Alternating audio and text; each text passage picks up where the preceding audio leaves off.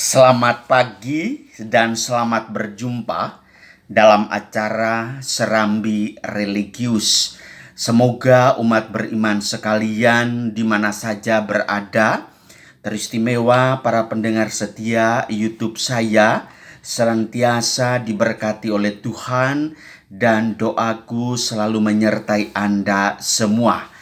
Mari kita awali renungan kita pagi ini dengan membuat tanda kemenangan iman. Dalam nama Bapa dan Putra dan Roh Kudus. Amin. Tuhan bersamamu dan bersama rohmu. Inilah Injil Yesus Kristus menurut Matius. Dimuliakanlah Tuhan.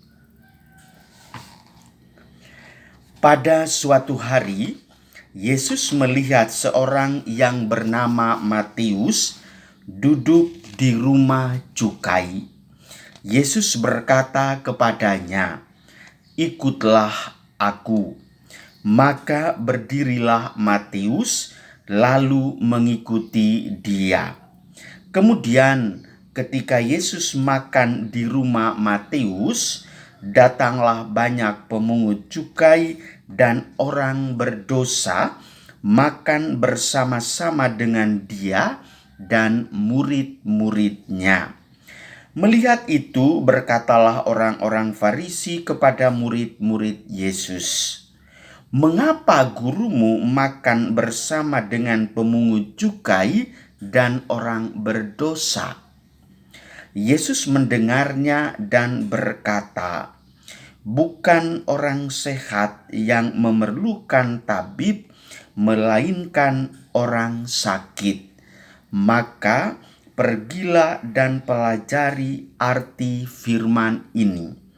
Yang kukehendaki ialah belas kasihan dan bukan persembahan, karena aku datang bukan untuk memanggil orang benar, melainkan orang berdosa." Demikianlah Injil Tuhan. Terpujilah Kristus.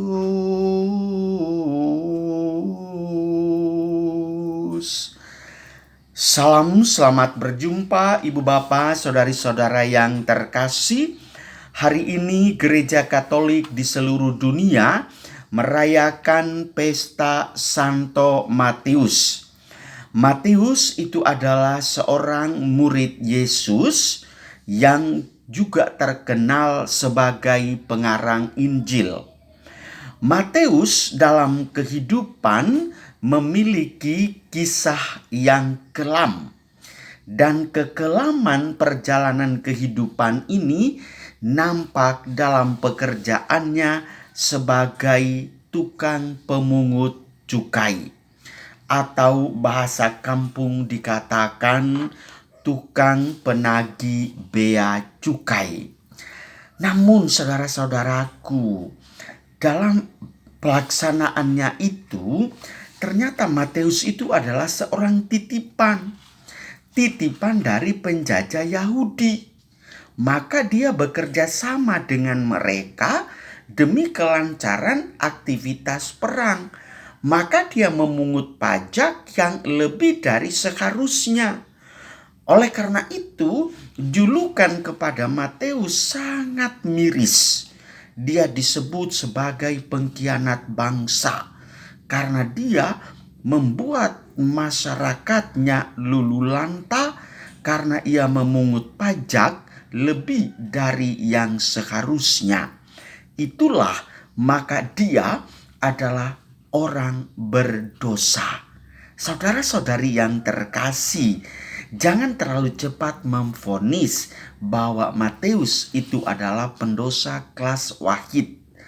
Matius justru dari keberdosaannya itulah dipilih oleh Tuhan. Ketika Tuhan melihat dia berada di rumah pemungut cukai, dan biasa kalau seorang pemungut cukai, kalau seandainya yang bersangkutan belum membayar, dia tungguin. Yesus memanggil dia, "Hai saudaraku, follow me." Atau bahasa Latin mengatakan, "Sequere me." Ikutilah aku. Tidak ada dialog lanjut. Tidak ada komentar atau argumentasi pro kontra dari Matius. Matius langsung berdiri dan mengikuti Tuhan Yesus. Dan dia tidak tahu mau dikemanakan bepergian dia, tetapi intinya adalah ikuti Yesus.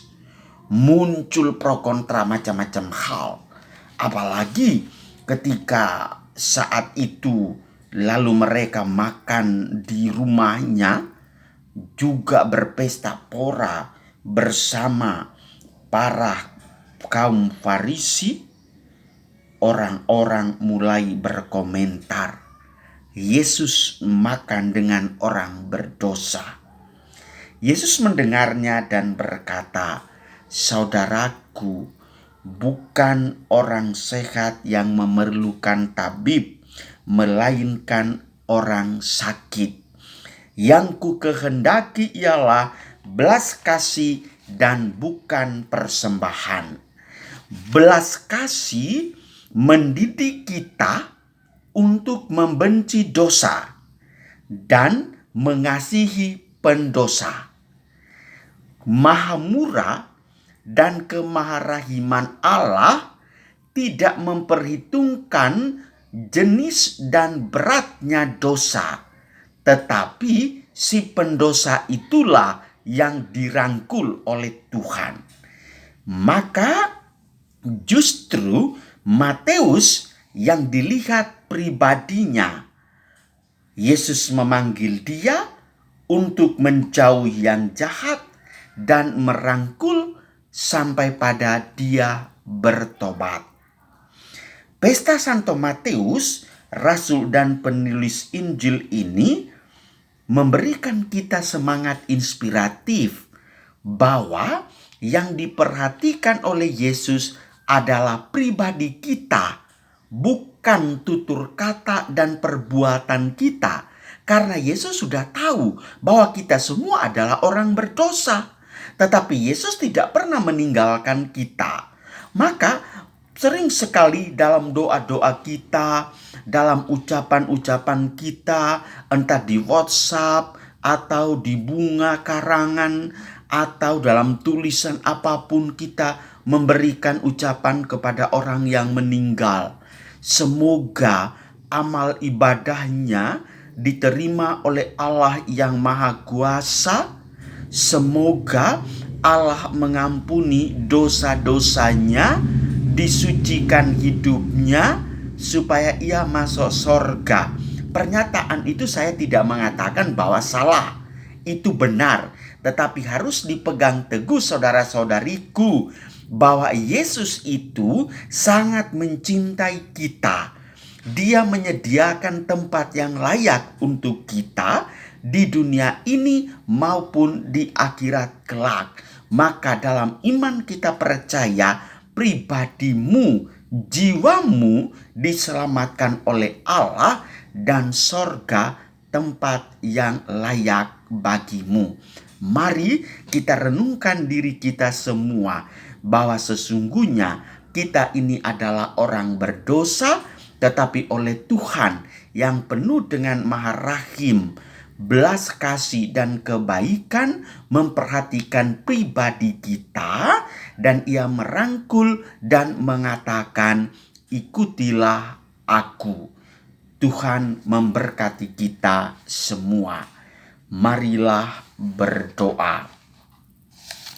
Allah Bapa sumber maha kasih, Santo Matius amat gembira menerima Yesus putramu sebagai tamu di rumahnya.